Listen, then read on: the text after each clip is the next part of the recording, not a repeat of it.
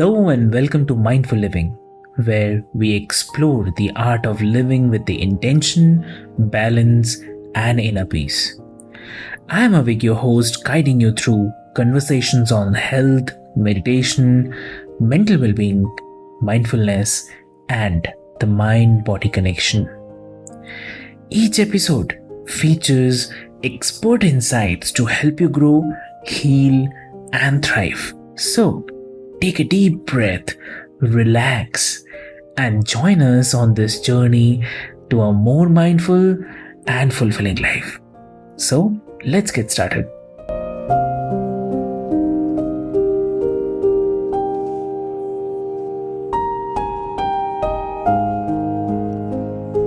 Hello and welcome, listeners, to another episode of the Mindful Living podcast, where we explore personal transformation and healing journeys.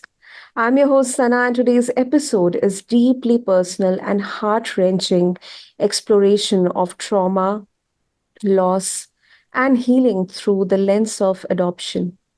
Our guest, Jane Sherlund, is the author of the upcoming memoir, Abandoned at Birth, where she recounts her lifelong quest to find her biological mother and ultimately herself. Janet's experience of being given up for adoption at birth left her feeling disconnected from her own identity, grappling with abandonment, grief, and rejection throughout her life. In her memoir, she captures the hidden emotional toll of adoption and the importance of finding true belonging and self worth. So, today on the Mindful Living podcast, we'll be diving into Janet's personal story, discussing how the trauma of adoption shaped her life and how she managed chronic stress and panic attacks. And then reconnecting with her biological family became a path, a journey to healing. So, Janet, welcome to the show, and it's an absolute honor to have you today with us. Thank you. I'm so happy to be here. Great. So, Janet, your memoir, Abundant at Birth, it beautifully captures the complexities of adoption. So, can you share how being adopted at birth affected your sense of identity and belonging throughout your life? Yes, I'd be glad to. And thank you for your kind words about my book. I wrote the book specifically for that reason, to try and share with other people the feelings of being adopted, not just the storyline of it, but really how it feels. And the truth of how it feels to be adopted is that you feel very lost, you feel other, you feel alone, you feel untethered from the world. You Mhm. feel abandoned and rejected, and you keep wondering what's wrong with you. And and I'm speaking primarily from my experience of an adoptee. Those of us in the 50s, 60s, and 70s who were in closed adoptions where there was nothing known of our authentic identity or our heritage or our origin story. And even those of us like myself who grew up in a perfectly fine adoptive family, um, turns out love is not enough, that we're left feeling this primal wound, this damage that happened to us almost as soon as we were born and separated from our birth mother, and suddenly we're handed to strangers. And the chemical sense of belonging and recognizing your kin and your family, that feeling of looking at relatives and seeing yourself mirrored in them, in their manners and behavior and just way of being, was lost. And you are in the world feeling very strange, very disconnected, very alone, and you don't really understand why, because it doesn't make sense. Well, I'm being taken care of. Why do I feel so lost and alone and sad?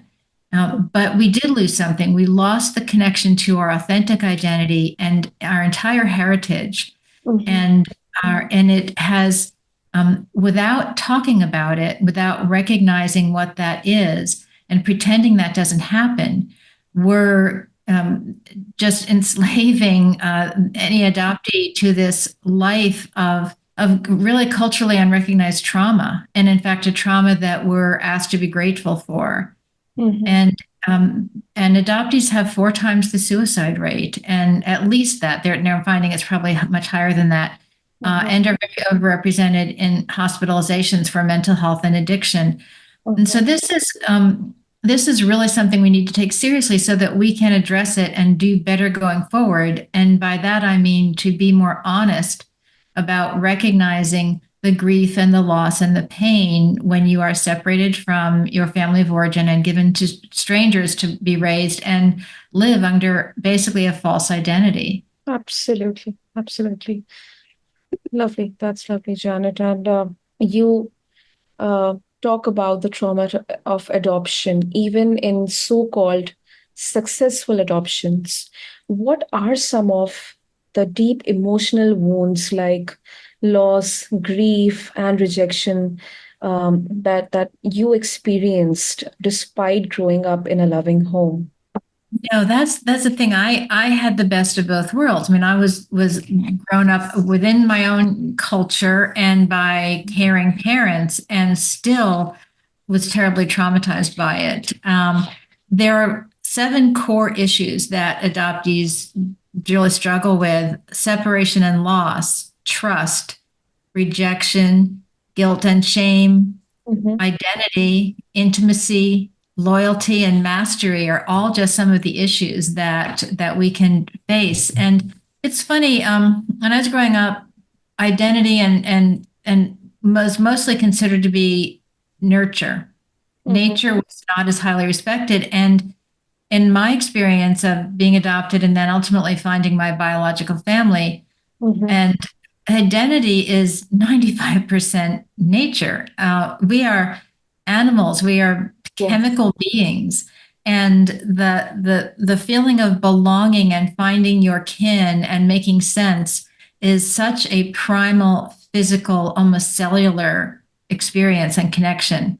And without that in your life, you almost feel unreal. You feel like you were dropped from the sky. You sort of understand that the family you're with, as nice as they are, it was very capricious. You realize you could have been in the family down the street that adopted, or one in another town over. Your life feels so capricious.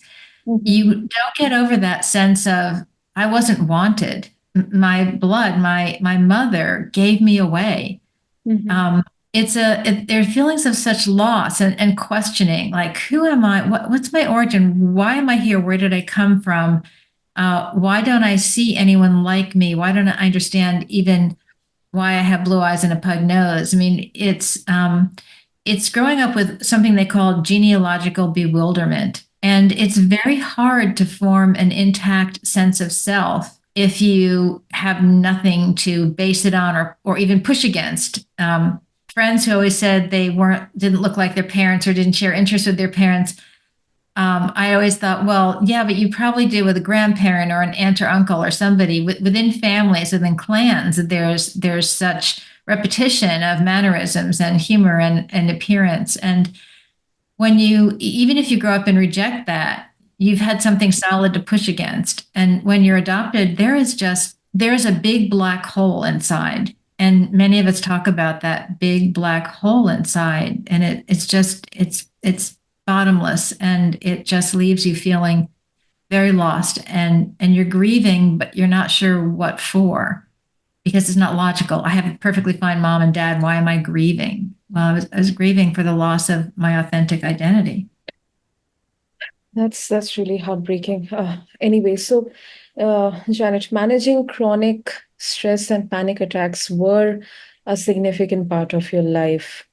How did these struggles manifest, and what strategies helped you cope with the emotional impact of your adoption? Well, I think we all deal with trauma differently, and in my family, there are 4 of us that were adopted, and some turned to drugs and alcohol, some turned to just denial.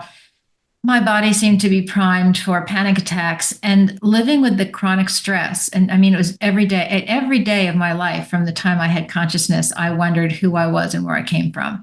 So I was aware of feeling lost and other every day of my life. And when I hit adolescence, I started having massive panic attacks, and they were terrifying. I thought I was dying or losing my mind every time I experienced one. And it wasn't till my 20s that I finally found a therapist who could explain them to me as the physiological sensation of what they were, what was happening when I felt anxiety in my body, overproduced adrenaline. And I could help start managing the physical reaction I had to stress. But in my whole life, that the feeling of, not trusting and feeling rejected and feeling lost made me frightened of separation and being alone. And I wasn't free to make decisions on everything. I wasn't free to maybe travel places or go places or do independent things that other young people might do because I was so fearful. And I had this just overwhelming sensation of just, being midair, falling off a cliff and not knowing where I was going or what was going to happen. So it affected me very, very highly. But what really helped was getting some good help and good therapy. Seen a number of great therapists over the years, but finding someone who could explain to me what I was experiencing, why I was experiencing it, and helping me manage it made all the difference in the world. You can face, I think we have to face problems. You can't run away from them. You can only deal with them if you face them. The only way out is through. And so being able to finally put words to it and face some of these things and understand them and sort of forgive myself and accept myself for all that I had been going through was just profound. And I think the only way that I tackled all the things that I'd been dealing with for a lifetime without really understanding it. And your search for your biological family was a long and difficult journey. How did this quest help you heal? And what role did it play in finding a more authentic and centered version of yourself? Well, yes, I was in my 50s before I met my first biological relative. And the quest for my mother is interesting. Many of us who are adopted have an almost biological or the cellular need to feel connected again and safe, which is that mother-child connection at birth. And that was when we were taken away from our mothers clearly right soon after birth and lost that. And it was almost like driving ourselves back to thinking, well, if we could just feel that again for a minute, we'll feel safe and connected and we can move forward. So there's this very classic need to meet your biological mother because it feels like that's going to give you this moment of safety and understanding, and then you can move forward from there. Unfortunately, my birth mother, even when they found her, didn't want to meet me, refused to meet me. She was just mired in the shame of having had a child out of wedlock in the 1950s. But they did find my biological father, which was very unusual that they had his name back then. And I didn't think much would come of that. I didn't think that was, he didn't even know when he found out he had a child that he had fathered in high school, right after high school, when he was 75 years old. So I didn't expect much out of it. To my utter surprise, the moment I met my birth father, and I mean the moment, I looked in his eyes and he looked into mine and held my hands. And I didn't know two things about him. I couldn't have answered 5 questions about the man. That moment, that big black hole inside of me filled right up. And I finally made sense for the first time in my life. There was something chemical, cellular that I was recognizing in this man. I certainly could see my face and my eyes in him. And so that sense of completion, that sense of, oh, I make sense. Oh, I look like this because these people, I talk like this and walk like this because they do. It was phenomenal. And the filling up of that emptiness, the understanding of myself in a way I had never been able to, it was so profound and so necessary for my healing. And eventually, 5 years later, I also met my birth mother and did not have a great reunion with her, but at least in meeting her, also saw so much of myself in her. there were aspects of her that I used as a cautionary tale, things about her that I didn't like that I knew I had in myself. And I thought, okay, watch that.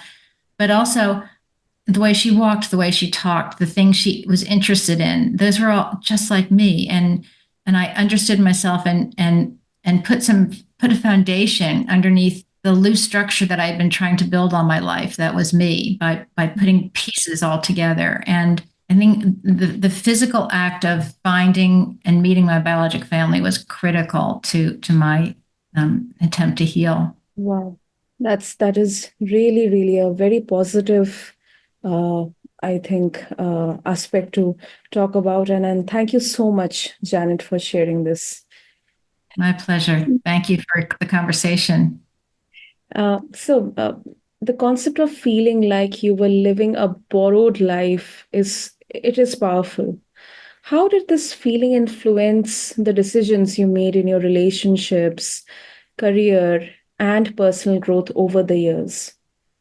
And I think the basic, the sort of fundamental unsettled, unreal feeling I had, and the feeling of just not knowing myself well, led to first of all, some of the things I pursued and was interested in were all things having to do with mental health and family and connection. It was very interesting that it seemed my whole life I was always reaching for connections, and that was very important to me. And I certainly in my marriage found someone I could really connect with and who really understood and supported me in this. I chose to be a stay-at-home mom when I had children because I think I wanted to be the mother I didn't have. And in some of the interests that I pursued, they were served on boards that supported mental health or the arts, the expression of feelings and emotions. And it's just colored my entire world to always be trying to share emotions and to form connections with people. It was just the foundation of who I was, and it was all, I think, an attempt to try and take care of myself or soothe myself or find the answers to the great mystery. Absolutely. That is really, really empowering. And talking about your memoir, you raise important points about the closed adoption system and its impact on adoptees.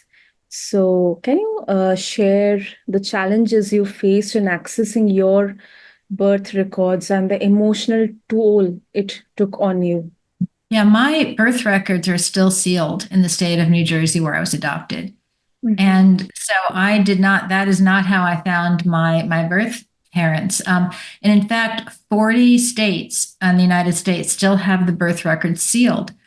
And it's kind of ridiculous. I mean, people like me who are born in the 50s, at our age, the state is still telling us you don't have the right to know your origin story or your authentic identity. For example, my birth parents and adoptive parents are all gone now. So it's kind of crazy. I reached out many times. I was denied many times. It wasn't until in my 50s I discovered that my adoption agency was reaching out and connecting adoptees and birth parents if both parties were interested, and they would connect you. But actually, in the state of New Jersey, where I was adopted and raised, it's still illegal for me to know who I am. I'm just it boggles my mind how people who haven't experienced this can take from defenseless children. I was a baby. I was defenseless when my identity was taken from me. Yes. And that I just can't believe that in this day and age we still have 40 states that choose to protect the shame that is no longer a cultural issue in America, to protect the culture of shame against the rights of an individual to know who they are. That is frivolous. Absolutely. You mentioned that love alone is not enough to heal the trauma of adoption. And I also agree with that. So what do you believe is necessary for adoptees to truly heal and find peace? I think honesty and openness. I think we have to recognize that adoptees are someone else's children. And we have to the best of our ability, know who that family is. If if there's not an open adoption and the birth parents are not a part of the child's life, then pictures and photographs, there has to be discussion within the adoptive family of your authentic family, your birth family, whatever the language is, and talk about them and understanding of them, because that is who the child is. The child is one of that clan, one of those people. And in order for them to feel authentic and valued, they need to feel that growing up.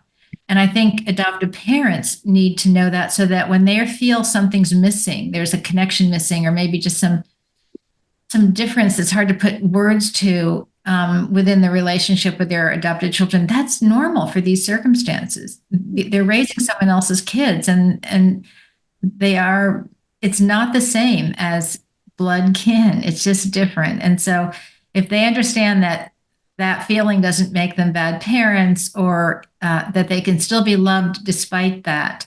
I think facing the reality of what adoption is, it's taking someone's child and giving that to strangers to raise, and then trying to respect the history and heritage and authentic origin of that person, that child, in an open and loving and embracing way, will just certainly give everyone in the constellation a better chance at a free and open and really authentic connection. Absolutely.